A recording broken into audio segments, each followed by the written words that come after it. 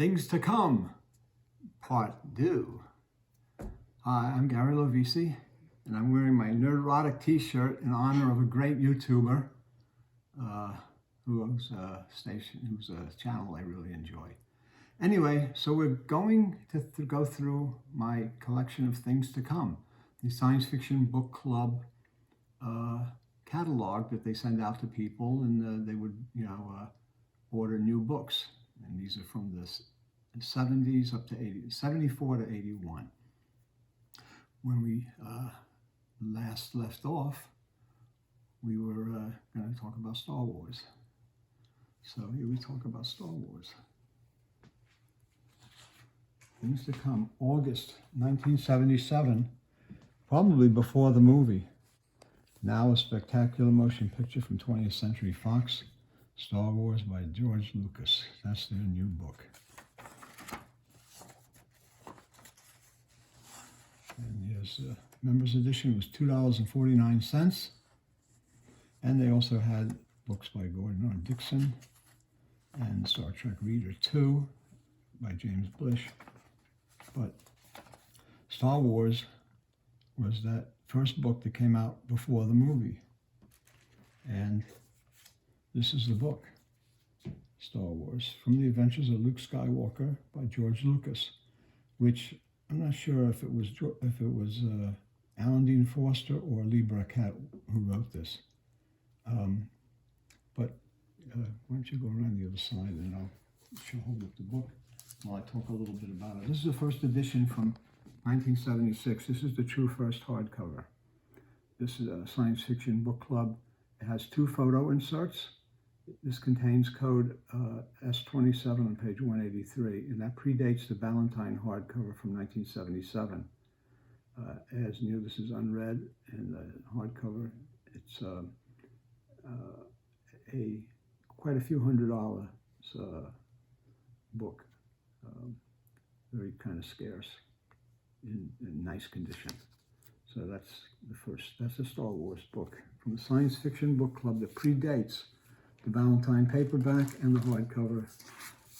And now we'll move on to other Things to Come.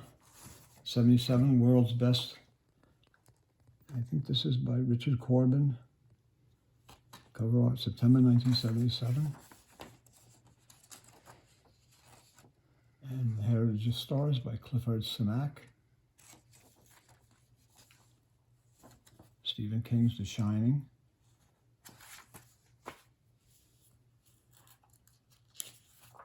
This is another one of those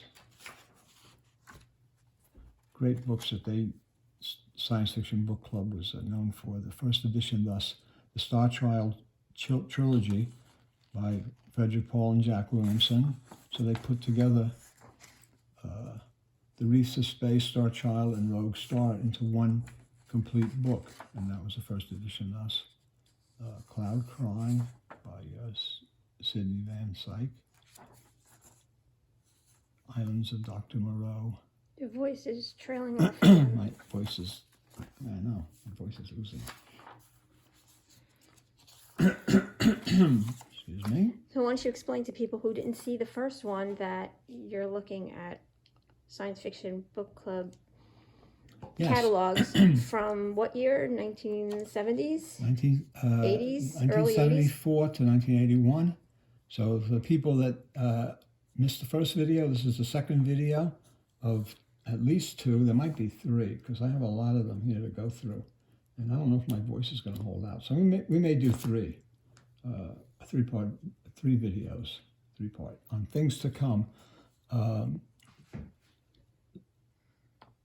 Books featured by this in the catalog of the Science Fiction Book Club. And there's In the Ocean of Night by Gregory Benford, Trips in Time, 9 Stories of Science Fiction by Robert Silverberg.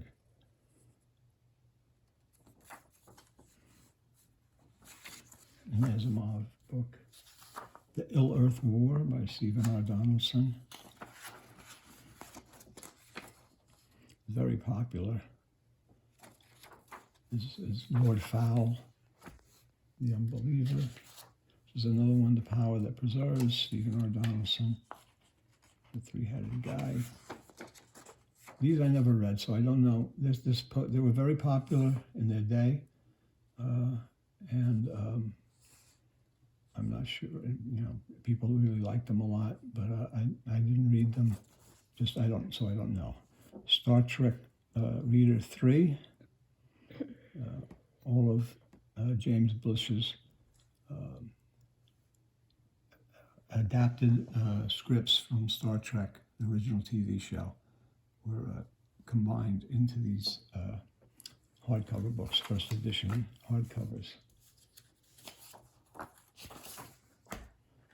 Richard Corbin did the cover for this in 1977 for the Best of L. Sprague de Camp. This is a February 78 offering. Introduction by Paul Anderson.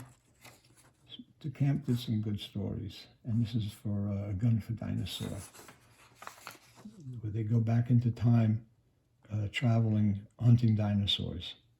It's a pretty cool idea, pretty cool concept, very Jurassic Park-ish, except De Camp did this like 50 years before Jurassic Park was even thought of. So, see, the science fiction authors wrote stories and created stories that were so far ahead of their time. Silence is Deadly, Lloyd Biggle, very, very good author, who, it's interesting because his science fiction, a lot of it had to do with hearing and music and sound. And he was very, very interesting how his work, he was able to put that into his work. Like Chad Oliver, who was I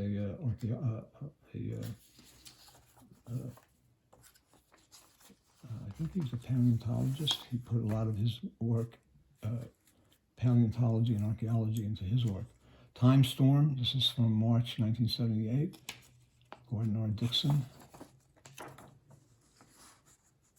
And we're back to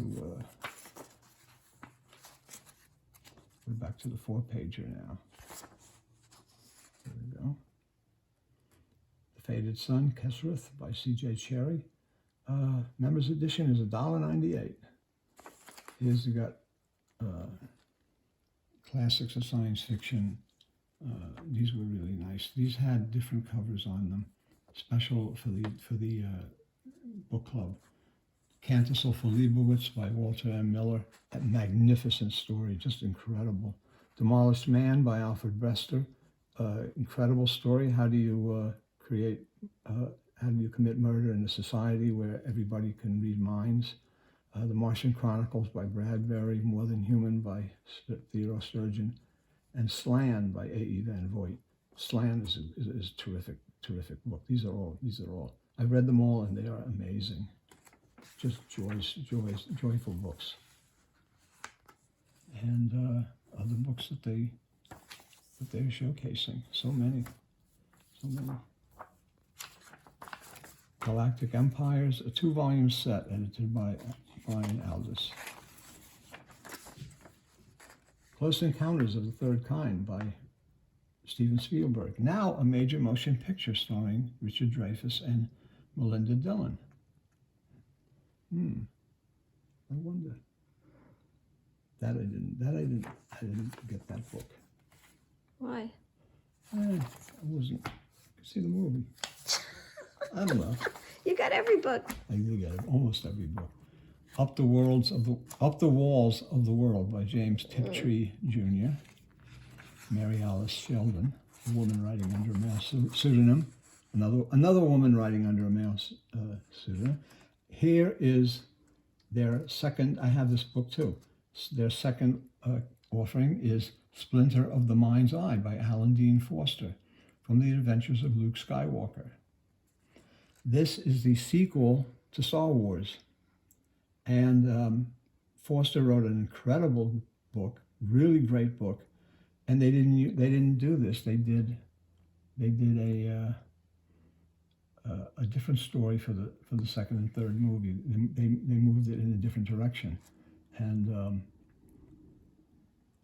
it's a really good story. They should have used this, but they didn't.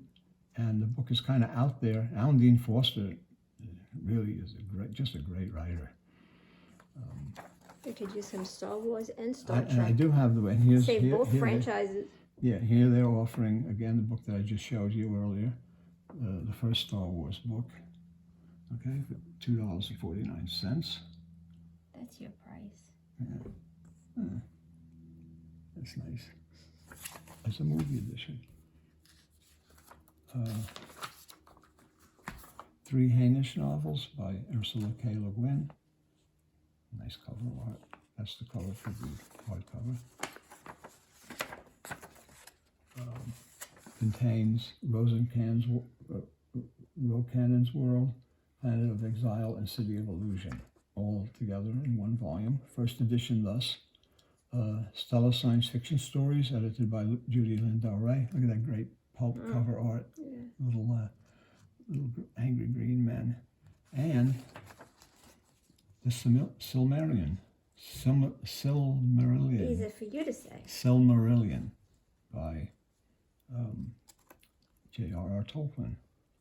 Book Club edition is $8.98. Oh no, $6.98. And the publisher's edition was at $10.95. And these are very collectible, very expensive books today. And The Hobbit, spectacular new edition of Tolkien's Prelude to the Lord of the Rings, oversized, luxuriously designed with 234 color illustrations from the widely acclaimed film. I think that this is the Hobbit Ralph Bakshi film, which I have that book somewhere. Publisher's edition, $35. This is members edition. It was $27.99. Oh, that's big money for that club. These are expensive books today. These are expensive. And here's the Thomas Covenant, the Unbeliever series, Lord Fowl's Bane, the Ill Earth War, and the Power That Preserves. And you could get that whole set for $9.50. Those 3 hardcover. Nice stuff. Nice stuff. It's the thing is, science fiction book club and book clubs in general allow people of moderate means or people like me that had no money to spend on books. And the fact that if I ever told my parents what I was spending on books, I would get the hell beat out of me. You're spending, how much money do you spend on books? You know, and I'm not talking about thousands. And I spend a lot of money today sometimes, but I'm talking about when I was a kid. I spent $10. Why would you buy it? Why would you buy a book? I was doing, Lucille and me, I gotta digress. Lucille and me were doing, you remember this. Yes, flea market. We were doing a flea market in Staten Island, and I had books out on display. And people, I'm selling books. I'm selling duplicates of things that I have. And a kid comes over and he's looking at all the books and he's like, he's maybe, what is he, 10? Mm-hmm. Something like that. A chubby little kid. And he's looking at everything. And he's focused on one book. And it's Colonel's Son, which is Kingsley Amis writing as Markham, a James Bond novel. And he goes, oh, and he drags his mother over. Mama, I love James Bond, I love James Bond, I love James Bond. She yells at him. She wouldn't, and I'm selling the book for like, I think $10. She yells at him, what are you going to do with a book? And I was like, I look at Lucille. Lucille looks at me and goes, what? You know, she says, it's $10. You could, I go, well, if he really wants it, I'll give it to him for, $6. She goes, no, he doesn't want to have it. I said, well, I'll give it to him for $3. He goes, no. I says, he was like begging, Mom, please. I said, I couldn't believe it. She dragged him away. I was going to run after him and give him the book, like, but she took him away so fast. What are you going to do with a book? Remember how many people were looking at Rat Patrol? It was like, what, Rat Patrol? Yeah, that was another thing. I had some of the TV tie-in books for the TV show The Rat They're Patrol, popular. which was, you know, set in World War II in North Africa. They were fighting Rommel's, British commandos fighting Rommel's soldiers, and that was like a cool series. And they rode around on jeeps with machine guns on them and shot everybody. It's like, and the covers were really cool from the, you know, photos from the TV show. And it's a kind of a forgotten show, but I don't know. A lot of people remembered it. So what are you gonna do? Anyway. Now back to things to come. wonder what Dream that kid's Snake by doing Vonda McIntyre. Macedonia by Clifford Samak. I don't remember that one. Imagine if your mother dragged you away. It's like, what would you do with a book? Yeah. Who would you be today? Yeah. And here's two of those: The Best of Libra Cat and The Best of Damon Knight with To Serve Man. Butthead again. Yeah, it's To Serve Man.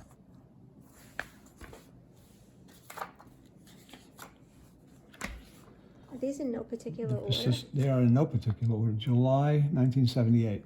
The Persistence of Vision by John Varley. Nice Sword and Sorcery. The Hostage of Desire by Elsprague de Camp. Dying of the Light by George R.R. Martin. A mesmerizing story of human destiny unfolding among the stars. It's good stuff. Good stuff. You could look at all of these and you could just buy these. Here's the whole Dune trilogy. Mm-hmm. Okay, Dune, Dune Messiah, and Children of Dune. Special, take the entire Dune trilogy, worth $24.85 in publisher's editions for only less than $8. Now, I wish I could go back in time to 1977 to buy these, because that one is it's worth a lot of money today. It's a big money book. $1,000, I don't know, a couple $1,000. Why? You know, and I would think that these science fiction book club, really nice editions of these, would be worth a lot more than the $7.97 you paid for it in 1978. I would think that they're also to have a certain measure of collectibility to them. Certain Because of measure. that, yeah. Like that was a measure? Yeah, just hold that I out can of tell the you way. what I measure it at. It's like a Richard Powers cover. 78 Annual World's Best SF, edited by Donald A. Wollheim. Was he related to publishing these things? Because he seems to be in a lot of the. He's got his tentacles everywhere. Yeah. He was an editor for since back the days of the Pocket Book of Science Fiction, the Avon Fantasy Reader. He was involved in all of that. Right, he's doing books too, right? Yeah. And he's Door Books, right? He was editor at Ace Books. Was it Door at this time or not yet? Yeah, it was Door at this time. Yeah. It's Star Trek Reader 4. This is probably the last of the Blish adaptations of the original Spock. Of the original Star Trek. And they also mention Spock Must Die. His original novel, the first original novel written about Star Trek. If you don't count the Matt Reynolds juvenile. Did you ever tell the story about Holland Ellison with his idea? Didn't you tell me he wanted to kill everybody or something? And you're like, no, you're not gonna. You're not writing that. No, they wanted to have. They wanted to have. I think they wanted to have a new series, or they were thinking, what if we brought back Star Trek after it had been canceled after 3 years, and I don't know if this was before the movies came out, and they one of the people they asked, I think, was Harlan Ellison, like, well, if you were writing a new a script to bring back the Star Trek, what would you do? Just kill off everybody and start over. And they were horrified. They were horrified. I don't know. I mean, it might have been interesting to see what he. would come up with. Automatically, anybody else I would say Yeah, I no would say, way, get but the hell Paul out. and Right, Ellison, you know, right. The thing is, he could like, write. right. If I was like running like Paramount or something, I'd say, get the hell out of my office. If knowing But if it was Harlan then Ellison, what I'd I say, know now. I say, I want to see what you can come up with. Yeah, yeah. Give me an idea of what you can come up with. I'm not automatically saying no, you know, but because he was kind of a genius, you know, kind of a genius, and a good guy. I could call him Holland, honey. Even a good guy. He's a good guy. You know, he was could be a mite difficult sometimes. Mm-hmm. Yeah, we had a thing. I got a nasty phone call one time, and a nastier letter, which I still have. September 1978, The Far Call by Gordon R. Dickson, great science fiction writer. Star Rigger's Way, Jeffrey Carver. That I don't know. I don't know his work. And the illustrated Roger Zelazny, and a Quasar Burning Bright. Isaac Asimov was best known for his science fiction, but he was just as well known for his nonfiction that dealt with science and all kinds of scientific theories and ideas and things. And his sideburns. And his sideburns. Mm-hmm. Now they're advertising two movies, The Star Wars and Close Encounters. You get those movie editions. I'm surprised you didn't get Close Encounters. This is a nice set from October 78, The Dragon Riders of Pern, a giant volume featuring Dragonflight, Dragon Quest, and the brand new, long-awaited third book in the series, The White Dragon. Can't make out who the artist is. These were good. I like these.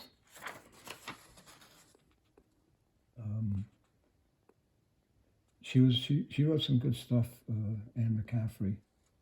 She wrote what was it? A romance, a science fiction romance. I forget the name of it, which is actually really damn good. It's interesting take. And then C.J. Cherry, I liked her stuff a lot. Her stuff is really good. Did a lot of her door books. Here's that Alan Dean Foster Star Wars sequel, Splinter in the Mind's Eye, with Darth Vader's image in the background. The Fuzzy Papers. It's an interesting title. Yeah, he's a really good writer. Really has great imaginative power. The Earth Book of Stormgate by Paul Anderson. You can't go wrong reading anything by Paul Anderson, basically. I mean, his stuff is just amazing. And I love his Flandry books. Flandry is a kind of intergalactic spy, and he's great. And he also has a guy, Nicholas Van Ryn, who's with a character who's in these books in Stormgate, who's a kind of galactic merchant, master merchant, kind of wily guy, kind of like Harry Mudd in Star Trek. If you look at the face, it's like Harry Mudd. He's kind of Harry. So if you look at this kind of, he's a kind of a Nicholas Van Ryn is Paul Anderson's kind of Harry Mudd character, a womanizer, a drinker, and he's got that kind of look, that devilish, wily look to him. That's Nicholas Van Ryn, and that is the character that Roger C. Carmel probably patterns himself after in Star Trek, in the two Star Trek, when he played Harry Mudd, and that's that. And then there were three. Masters of Solitude by Marvin Kaye and Park Godwin. I knew Marvin very well. He was my editor at Sherlock Holmes Mystery Magazine. He was a guest at my book shows for many years. Wonderful, wonderful gentleman, and a really good editor. It was amazing. Like I would send him a manuscript. You know, some editors, they edit with a heavy hand. They want to show that they know everything, that you know nothing, and that they want to make you change everything and go through hoops to change a story, and sometimes you change it so many times. I could name a couple of people at a certain magazine But that you I'm not going won't. to, who I wrote like a story like 4 times for, and I had to cut it down a lot.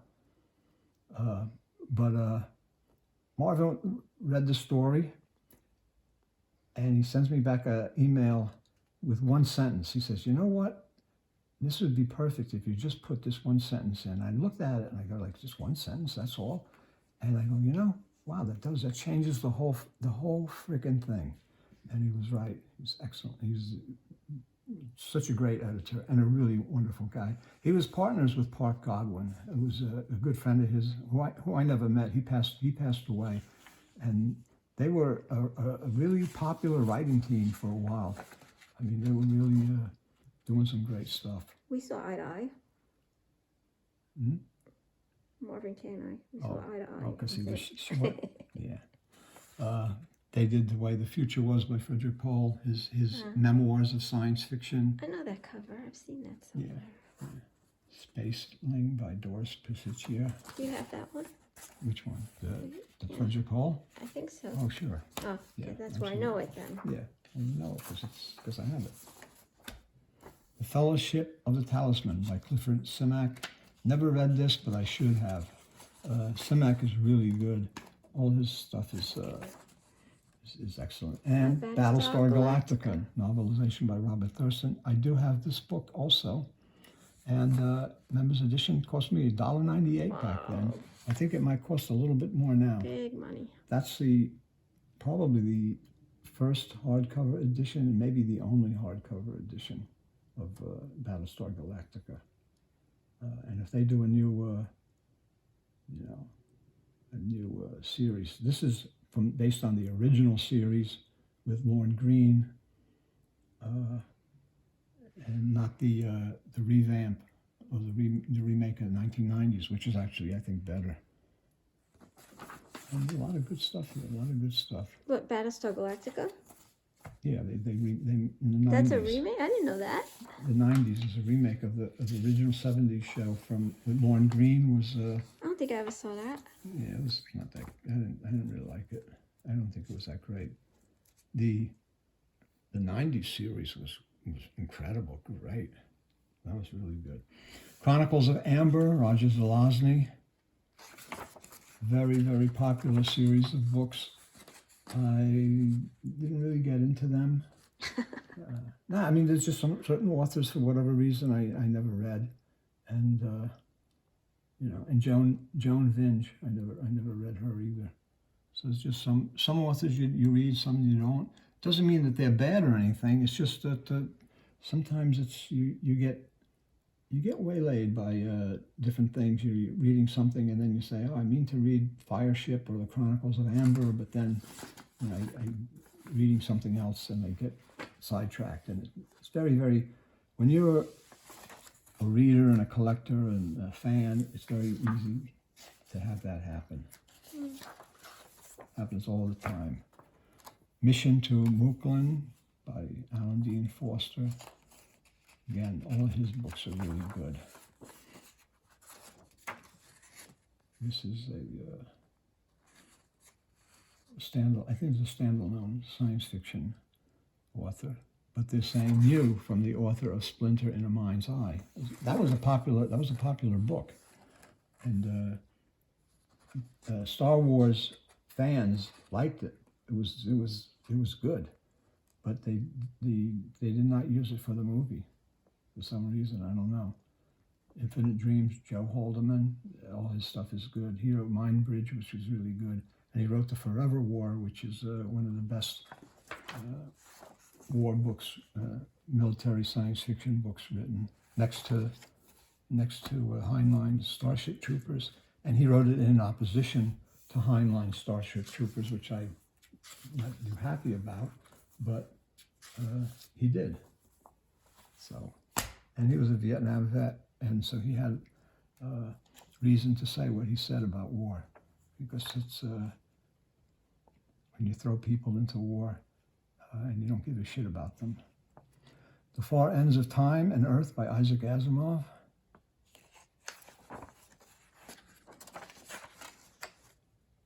Electric Forest by Kenneth Lee. She's really good too. Then they had art books. The Art of Boris Vallejo, $7.50. The publisher's edition was $12.95. These are nice hardcover books. The Brothers Hildebrandt. Or you could take both of these for $13.98. Two beautiful brand new hardcovers and dust jackets of two great artists. I mean, the Hildebrandt brothers and Vallejo is great stuff. Except Boris can't draw feet. I don't know why. And you can't pronounce Vallejo. Vallejo, I don't know. And now here's all 10 of those Edgar Rice Burroughs, John Carter of Mars books that I was telling you about. 5 of them covered by Frank Frazetta. One, the last one, Richard Corbin. Order all 6 books and save. Members edition, $16.99 per set. Wow, they went up. That's a little pricey. Well, for 6 books? So $16.99 per set. Okay, yeah. I was thinking of each. Yeah, they're $3.50 each. Yeah. That's still a deal. Yeah, that's good. Those are nice. I don't know why I have multiples of these.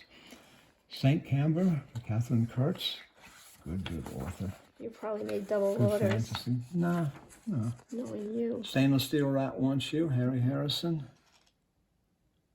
I think Jules Burt is a big fan of Harry Harrison and the Stainless Steel Rat. Yeah, he would like this. Yeah. Superman, the Last Son of Krypton. Well, that'd be a nice book to have. It's a movie edition, and it's probably is the first hardcover edition. Who's Elliot Maggio? Don't know. Elliot Magan. Don't know. And there's a Silmarillion also here. Dancer from Atlantis by Paul Anderson. I think it's a Flandry book. It's really good. So this is Garden City Publishing? This Or is is it well, someone it's else? Doubleday, and they're located Okay. they're located in Garden City. Yeah. I think there's so many of these.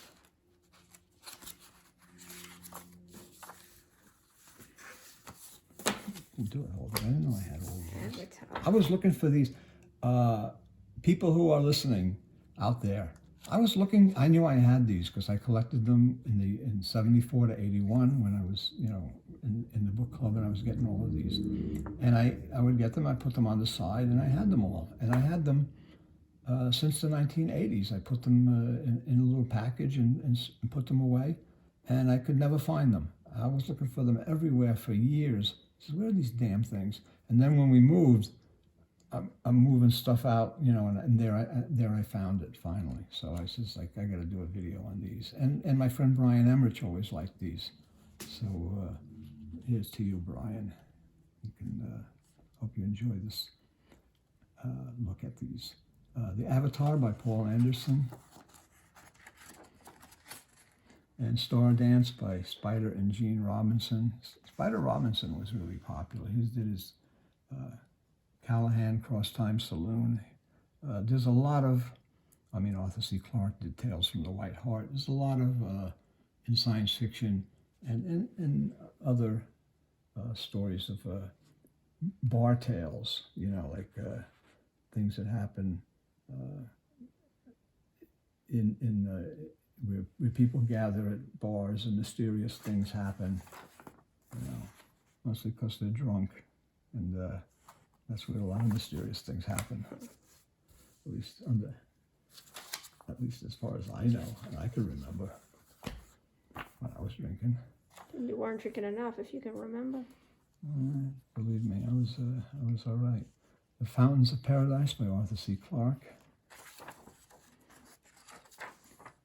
Medusa's Children by Bob Shaw. Bob Shaw was started out as a fan, and he published fanzines. He was English, and he wrote an amazing amount of great books. All of his books are really great. You got to, and there's a whole bunch of them paperback. You got to dig around and find them and read them and cherish them. They're great. And he wrote probably one of the best original science fiction novels from a long time,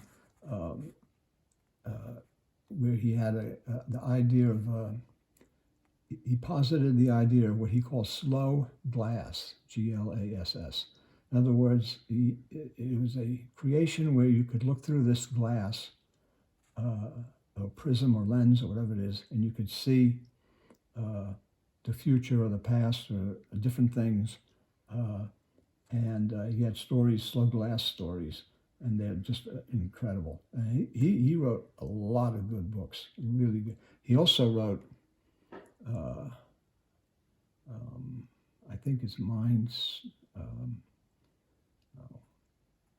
where a guy joins the Space Legion, and what they do in the Space Legion, they take your mind out of your body and they put it into a creature that's on the other planet that they're going to fight. So this human guy is in the alien body, and it's like going through all this. Like it's a really funny book, and it's really cool.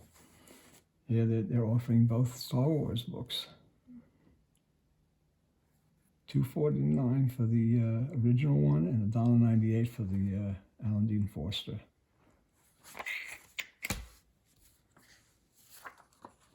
Should we stop and go to part 3 or what? It's only a half hour. You could go. Oh, we're gonna go because I got strength and power now. The Book of Morgaine by C.J. Cherryh. Don't know who did the art. I can't read that. Can't make it out. Brother to Demons, Brother to Gods, Jack Williamson. Jack Williamson is a great science fiction writer, one of the earliest first science fiction writers, and he lived to a grand old age. And I actually corresponded with him and contracted with him in the 90s to reprint some of his early pulp books. And I reprinted quite a few Jack Williamson books, his Gryphon books. Some of them that had never been in book form before. First edition, thus? No, first editions. Oh. First book editions. They were from magazines? Originally in the pulps in the 20s and in the early 30s. So if something was published in a magazine and then it goes to a book, it's a first edition. The book is a first edition. Yes. But if it was published in a book and goes to another book, you have to be a different format to be a first edition, thus. Yeah, kind of. Technically. Yeah. And the magazine is the first appearance. Or you would just say first book, book edition? Yeah. Is different than first edition. No? I don't get what you... Yeah. A first edition versus a first book edition because it appeared in a magazine. Is that a different category? Yeah. Yes, because... because if it appeared in a magazine, well, it would be if it appeared in a magazine, that's the first appearance. Then it would be if it's in a book, that's the first edition. That's the first book edition. Okay. Now, see, like there's a difference because you have like paperback originals. Now, paperback originals are the first edition of a book. That never appeared in hardcover and it never appeared in magazine appearance. So there's a difference. Differences. Yargo by Jacqueline Suzanne. That's her science fiction novel, her romance.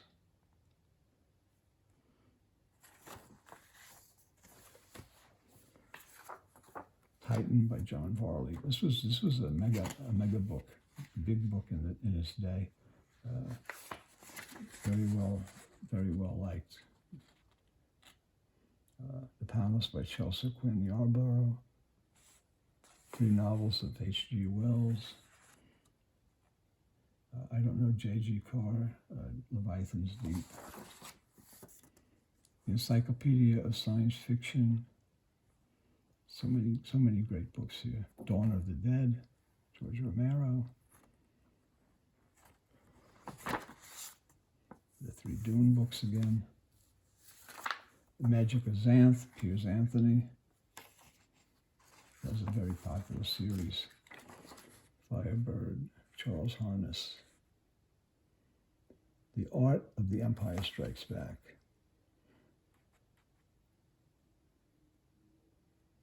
And that's from 1981. Songmaster, this is January 81 by Orson Scott Card. Circus World, Barry B. Longear. Norman Spinrad, Songs from the Stars. I believe this was a publisher's edition, $11.95. I thought that was a paperback original, but maybe not. I have that signed by Norman. I had Norman as a guest at my book shows in New York for quite a couple of years. He was a great guy.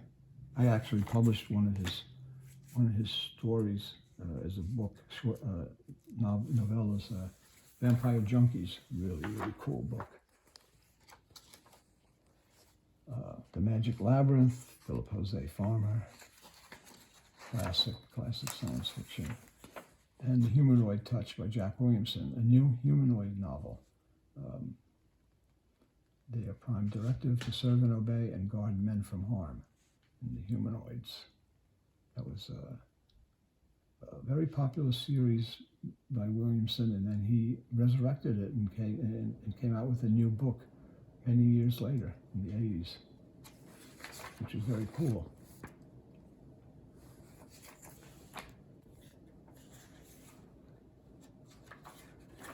A Heinlein Trio.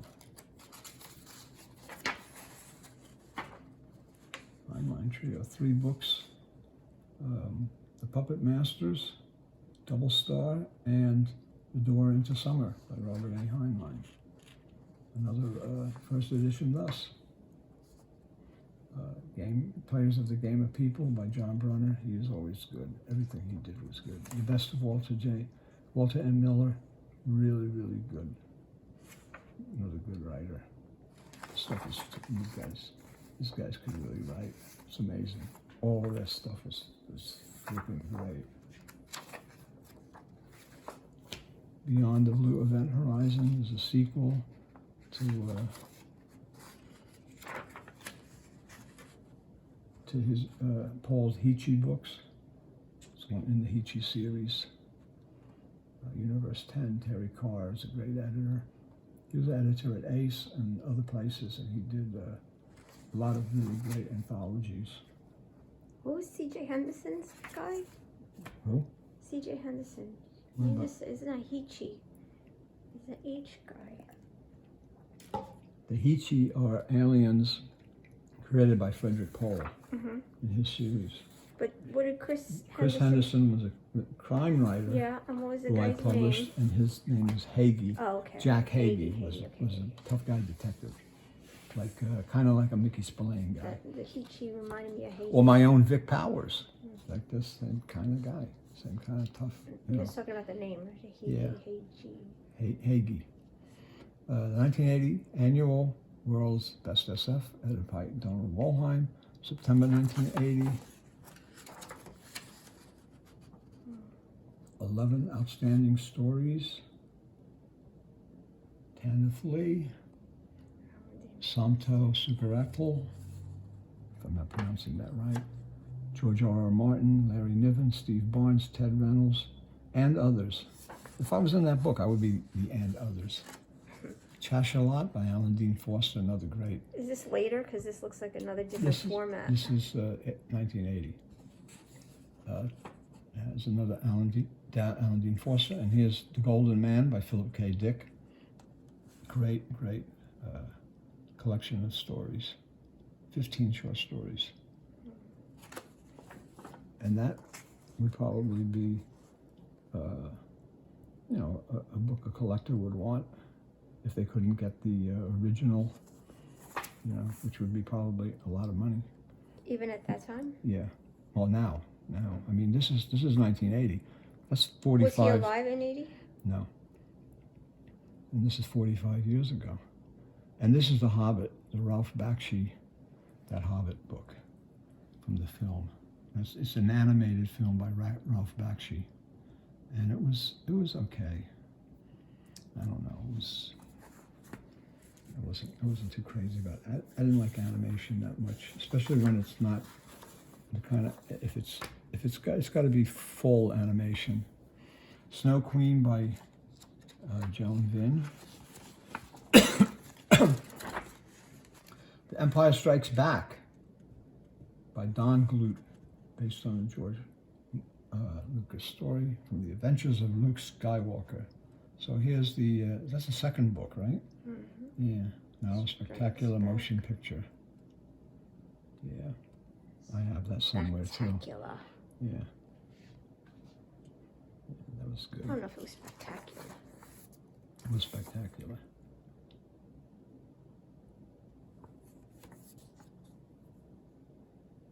Han Solo's Revenge by Brian Daley.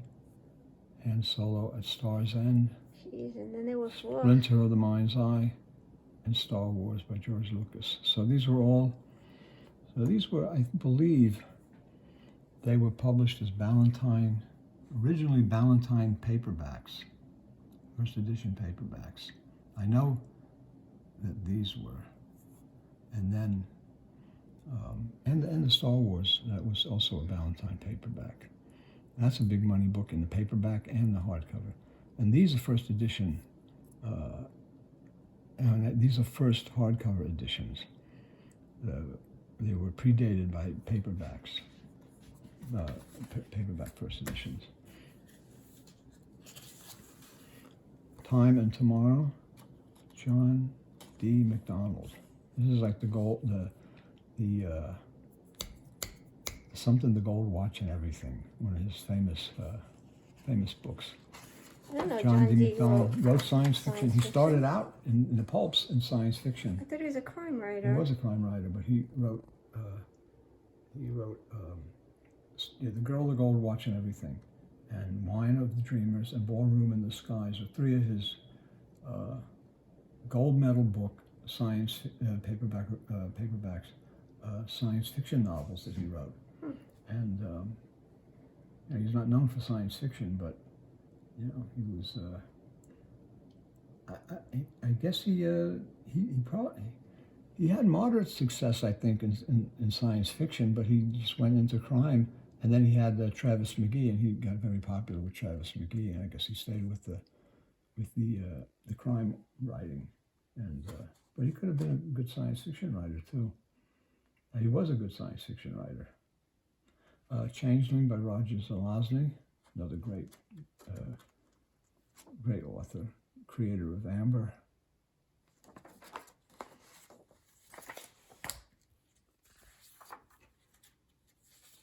Robert Silverberg. I love his stuff. His early stuff. I was reading everything by him. Lord Valentine's Castle. He's been writing all newer books that were like science fiction, fantasy, big thick books that are like very intricate and really terrific. Very very underrated stuff. His stuff is great. He wrote a ton of stuff. He wrote all that sleaze too. He was a working writer. And he wrote tons of sleaze for nightstand books and everybody else, and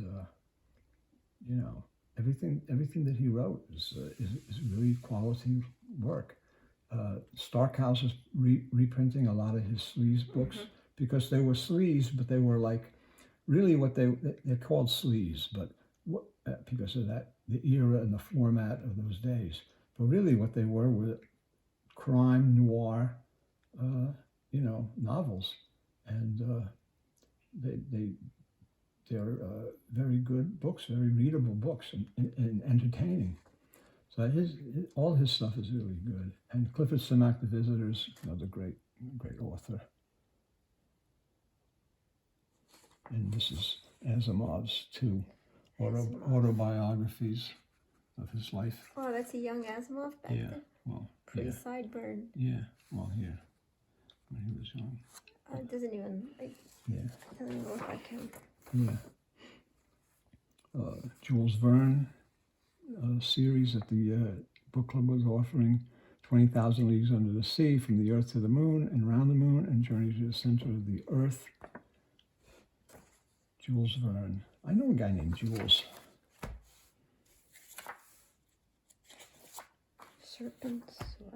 Serpent's Reach by C.J. Cherry. Ken Barr. Cover art. Really nice. He did good cover art. Star Trek The Motion Picture, Kirk, Spock, McCoy, and all the rest of the Enterprise crew on their most thrilling voyage ever. So this is the hardcover edition. That's the movie poster, right, too? Yeah, that's the movie poster, and that's the cover. And I don't know if they did a hardcover first edition of this. I think it was a paperback original pocketbooks. And then this is probably the first, might be the first hardcover edition of Star Trek: The Motion Picture. The first movie with the original crew. And then there's the art of Star Wars.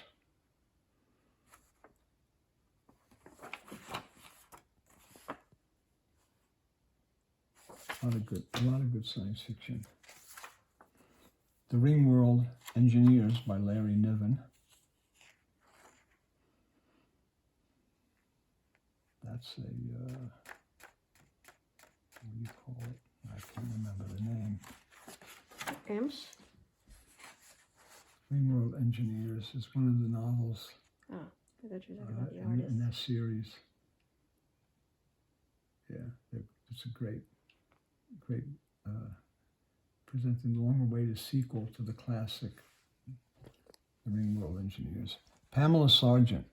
Now, she's a woman writer who I really enjoy. She's really good. Her stuff is just amazing. Like her a lot.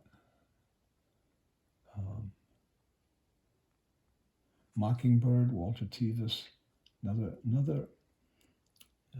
He wrote The Man Fell to Earth, which was David Bowie was in that movie when they made the movie of it. It is a great author.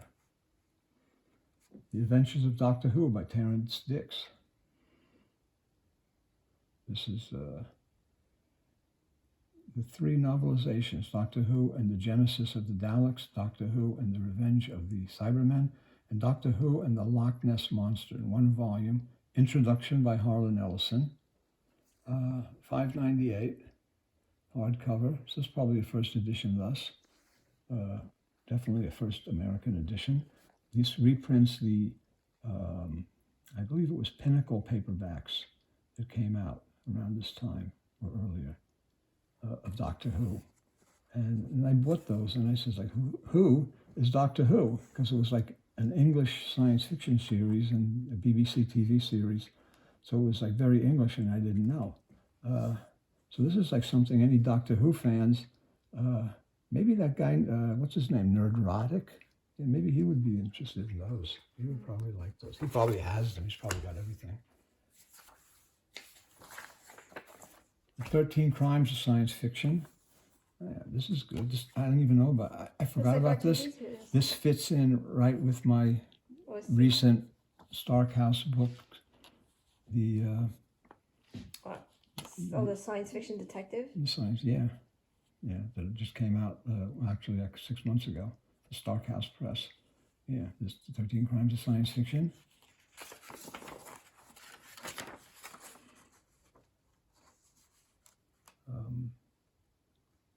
So this is all different stories. Yeah, this is one book that I slipped through. I did not add this in because there was no paperback edition of it, and I never had the hardcover of this, so I never seen this book actually. But it's got 13 stories, which I would have added in my book. So here's one that I missed. Hold it out, we'll make a flyer, and if someone buys it, we'll stick it in and say, oh, this was left out. Yeah.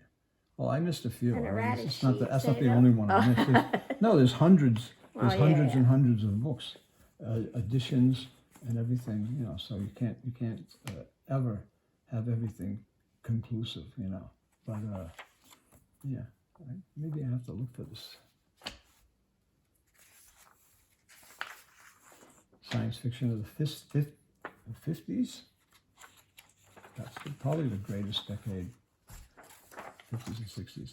Han Solo's Revenge by Brian Daley. Members edition, $1.98. Hardcover. First hardcover edition of this, what was I believe a Del Rey or a Valentine paperback original. And Stephen King's The Dead Zone. Paul Anderson, The Merman's Children. Great stuff, great stuff. That's horror, right? Yeah, science fiction. What? The Dead Zone? Yeah, it's horror. But they... Science fiction, fantasy, and horror go together for some they were reason. putting science fiction and horror. It's science fiction horror, and then, because you have like Richard Matheson, I Am Legend, which is science fiction horror, which is, you know, so science fiction horror, you know. Transfigurations by Michael Bishop. White Heart, Nancy Springer. Barlow's Guide to Extraterrestrials, that was a pretty cool book. Wayne Barlow is a really excellent artist who really kind of imagined a whole group of alien creatures, and he put them in his book, and he did stories about them, and he also took creatures from famous writers like Larry Niven and C.J. Cherryh and others, and showed what their creatures would look like by, you know, the author's description of them in their books. Here we go, Day of the Triffids, John Wyndham. 95% of the world's population has seen the weird green fireworks, and now 95% of the world's population was blind. Easy prey for the huge, deadly walking plants called triffids. Members edition 249. So this is a new edition of, I didn't show you this in this edition. This is the original, okay, Day of the Triffids. Book Club edition, science fiction book club edition. Probably from the late 50s, I would say. It's got the Doubleday science fiction logo here.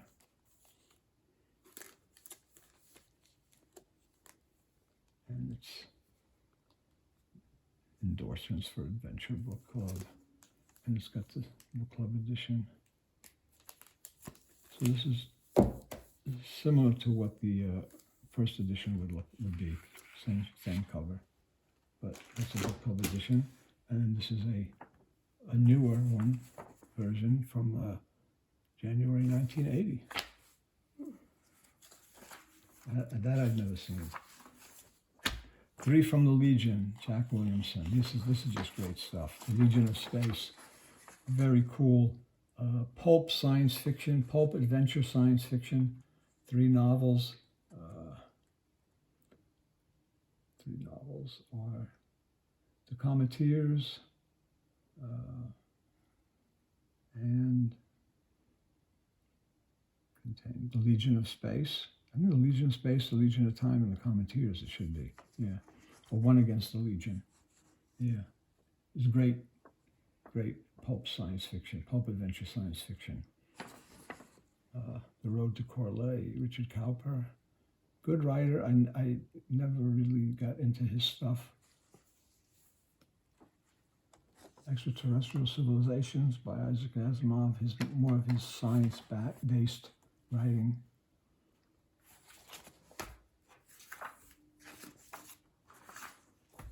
The Secret History of Time to Come by Robbie McCauley. He's not somebody that I know, that I've heard of. So I don't know that book or the author. The Golden Helix, Theodore Sturgeon's written many famous, great books. Werewolf by Bill Pronzini. You know the great Pronzini. Pronzini, yeah.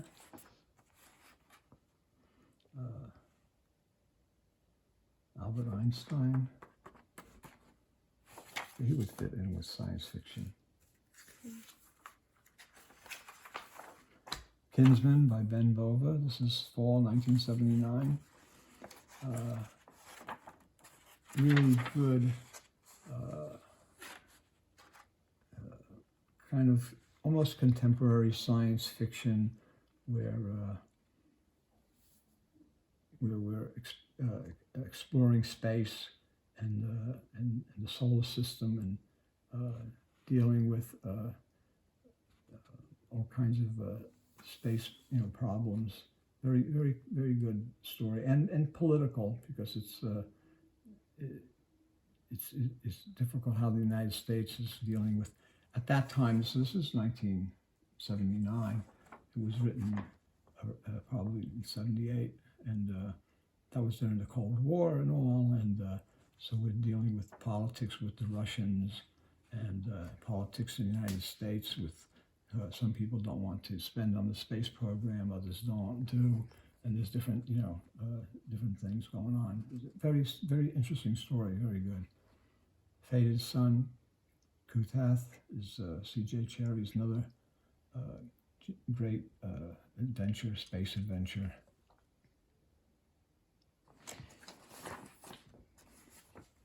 Dracula, the dramatization that will make you want to believe in vampires. Dracula.